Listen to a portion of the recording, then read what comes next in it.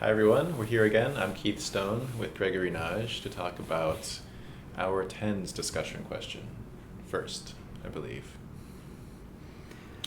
And that was the question about noos and nostos. And all the effort I put into the two, I didn't make it clear enough that I start with nostos in our 9, and then I move to noos in our 10. And apologies for not making that clear. But then the point still remains that there was a lot of emphasis on the physical aspects of homecoming and the mental aspects of coming back to light and life.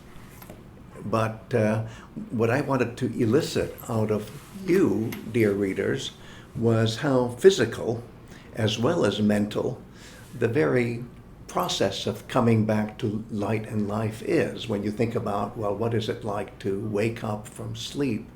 That's physical as well as mental. What would it be like to be resurrected from death? That would be very physical as well as mental. It's not just regaining your consciousness. Okay, that's mental, but it's also as everybody could witness that this happened, somebody returning from the dead. Very physical. I liked what Helen said about riding a horse and how the riding instructor said, if you don't have a vision of where you're headed, the horse will feel that you don't have a vision, and vice versa. Very intuitive. Mm-hmm. And that's a physical connection, kind of conveying a mental connection. Absolutely. And of course, when I was writing up that question, I thought of that amazing moment when Odysseus finally has his homecoming. The ship touches the shore of his homeland. Well, how much more physical can you get about a nostos? But at the same time, to explore the flip side of this question, the moment contact is made with the homeland, the moment that the physical homecoming happens, Odysseus wakes up. And yes, that's physical, as I was emphasizing earlier, but it's also mental.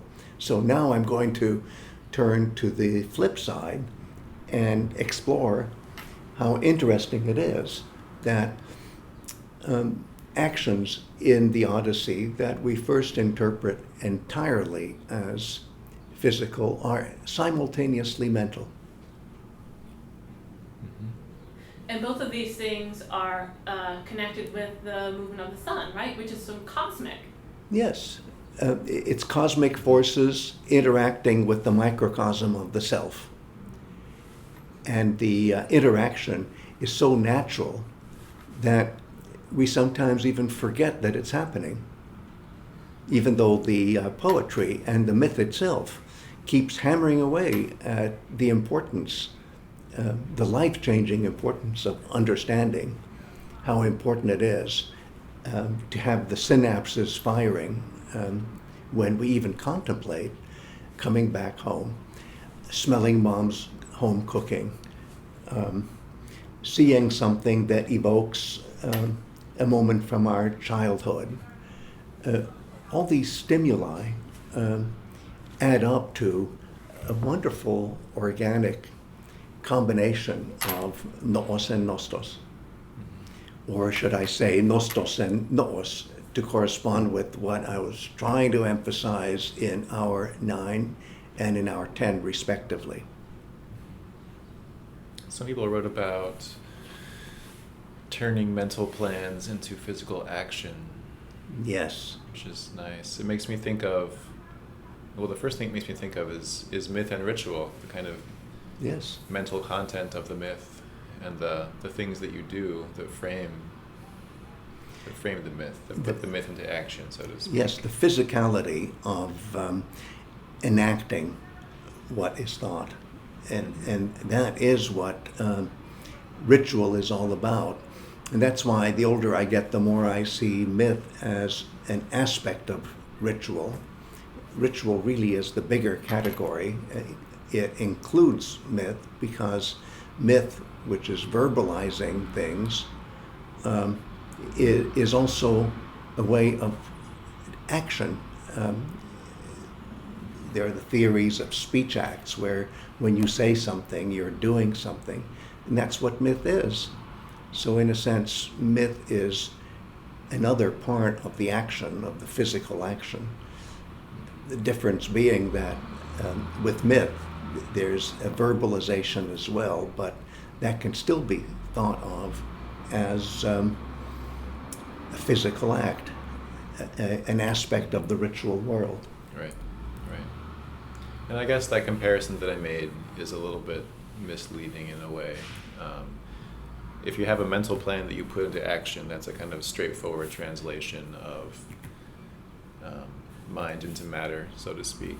But a myth is not exactly the plan for the ritual. We've talked a lot about how a myth is not the way you actually want to do things. The myth is a messed up way of an event happening, whereas the ritual is the successful way of an event happening. So that's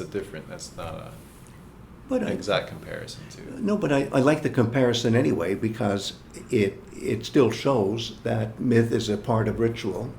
We couldn't understand correctness if we weren't already sensitive to the incorrectness. So I think it's still an organic unity of how to think about life.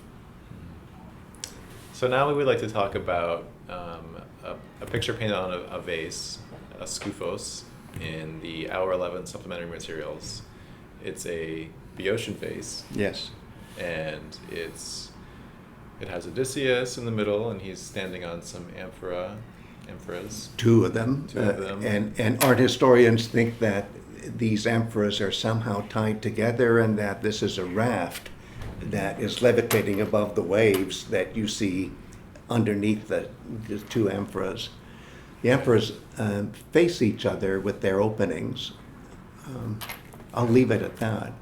And then did you like the way the north wind, which is conveniently labeled Boreas, that's the way it's pronounced in Boeotian dialect, with the puffed cheeks over on our right in profile is blowing the wind, and there's Odysseus clearly being blown along by the wind.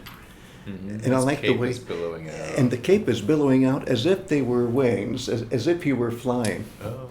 And he's also in a running stance. And he's in a running stance, just dancing over the waves, as and if. And of course he has a grotesque belly. His genitalia are shown in an uncomplimentary way. This is typical of this kind of Boeotian painting, where what is very serious in high art is made ribald, grotesque, let's just say carnivalesque, in alternative, non-serious media.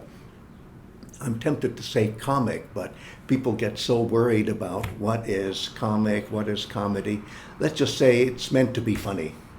Mm-hmm. And it's meant to take down several notches what would otherwise be a very serious moment in the heroic life of Odysseus. And I'm convinced that it's parallel to what we read in Odyssey 12, where at the instruction of Circe, Odysseus is sailing towards his encounter with the lower world by being blown ahead by the north wind. So somehow there may be a similar kind of story built into this fascinating image. Even though the image is funny, we can imagine a corresponding image that's very serious. And I don't know what to make of the amphoras. A kind of maybe simplistic explanation might be, well, the amphora would contain wine, and if he's somehow gliding over wine containers, maybe this whole nexus of images suggests the kind of fun that people are having at a symposium where they're thinking of stories both serious and not so serious. I wonder if would amphoras full of wine be floating? Well, maybe they've been emptied so that the participants can drink the wine. I think that's why. And then Odysseus can be floating on them. Yes, that's why art historians would love to think that this is a raft made of amphoras.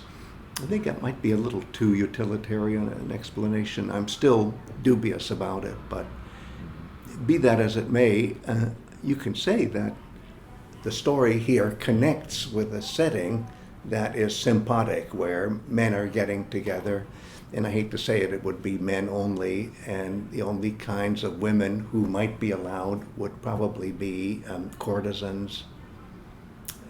These problems with the division of the sexes, but in any case, let's put that aside and just concentrate on the strange juxtaposition of something that could and maybe should be serious with something that is full of mirth and good cheer and the kind of thing that would happen at a drinking party. So isn't that good enough reason to have images of amphoras over which Odysseus is levitating as he's blown along by the north wind?